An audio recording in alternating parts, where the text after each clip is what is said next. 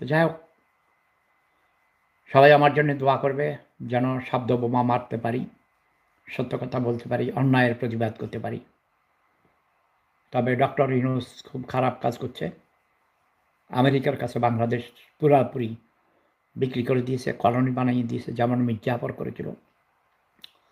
Saint Martin দ্বীপ আমেরিকার দখলে অলরেডি চলে গেছে। আমেরিকান সৈন্য সেন্ট মার্টিনে অবস্থান করছে। সেন্ট মার্টিনে যেসব আদিবাসীরা অনেক যুগের পর যুগ থেকে সেখানে ছিল, বসবাস করত, স্থায়ী বাসিন্দা, তাদেরকে সেন্ট মার্টিন থেকে বের করে দেওয়া হচ্ছে। অনেককে আগেই বের করে দিয়েছে, এখন বলেছে পুরোপুরি বের করে দিতে হবে।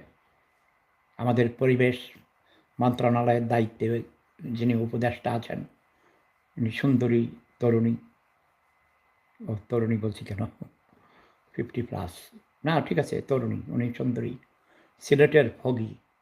তার বাবা নাকি শুনেছি রাজাকার ছিল, কি জানি রিজওয়ানা চৌধুরী বান্না, না সরি, রিজওয়ানা চৌধুরী বান্না তো আমার প্রিয় রবীন্দ্রসঙ্গীত শিল্পী ছিলেন না, বন্যা মারা গেছে মনে হয়।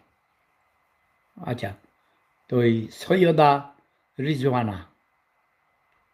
রিজওয়ানা পরিবেশ মন্ত্রণালয়ের দায়িত্বে আছেন। উনি মুচকি হেসে হেসে টেনে টেনে কথা বলেন, কথা শুনলে খুব সুন্দর যুক্তিপূর্ণ মনে হয়,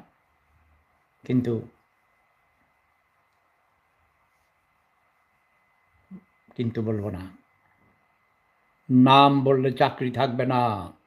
এখন যদি আমি কিন্তু বলে দেই তাহলে কিন্তু আমার ঘর, তাদের এজেন্সি আছে বুঝছো না, কোটি কোটি টাকা দিছে, কোটি কোটি টাকা দিয়া কইছে সেফুদার সে আমাকে, আমার গোয়েন্দারা খবর দিছে বুঝছো না, তাহলেই এসব কথা বলবো না। তো ওদের কর্মসংস্থানের ব্যবস্থা করেছি। এখন আর মঙ্গা নেই, মঙ্গা না থাকার পিছনে সবচেয়ে বেশি কাজ করেছেন জেনারেল এরশাদ এবং শেখ হাসিনার সরকার। বিএনপি কোথাও, বাংলাদেশে কোথাও কোনো ভালো কাজ কখনো করেনি।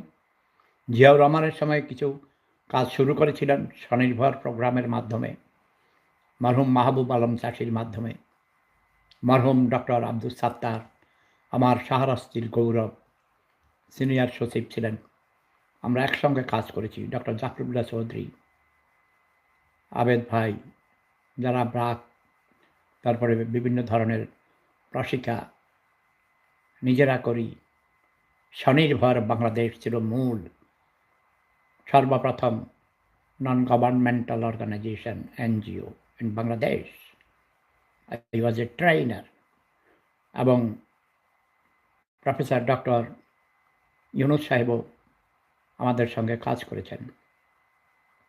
পরে তিনি মাহবুব আলম চাষি সাহেবের মৃত্যুর পর তিনি গ্রামীণ ব্যাংক তৈরি করেছেন। মূলত ওটা ছিল স্বনির্ভর গ্রাম ব্যাংক। বরিশালের কাঠালিয়াতে পরীক্ষামূলকভাবে সেটা আমরা শুরু করেছিলাম দেশ স্বাধীন হওয়ার পরই। অনেকে অনেক খবর জানো না তোমরা, সেই জন্যই অনেক কথাকে মনে হয় তোমাদের কাছে চাপা। আমি কিন্তু চাপা মারি না, ওকে? আমি জীবনে কখনো মিথ্যা কথা বলি নাই।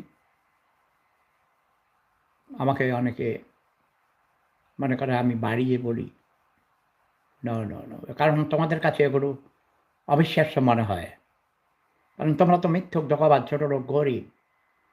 আগে 3 বেলা ভাত খেতে হাঁটু কাঁপার সময়ে, এখন 1 বেলাও খাইতে পারো না ঠিক মতো, তাই না? তো এখন যেভাবে ডিম মারামারি লন্ডনে যায়, যেখানে গিয়েছে, প্রথম সুইজারল্যান্ডে গিয়েছিল আসিফ নজরুল সহ, আরও ওই যে আরেক আসিফ ভূঁইয়া,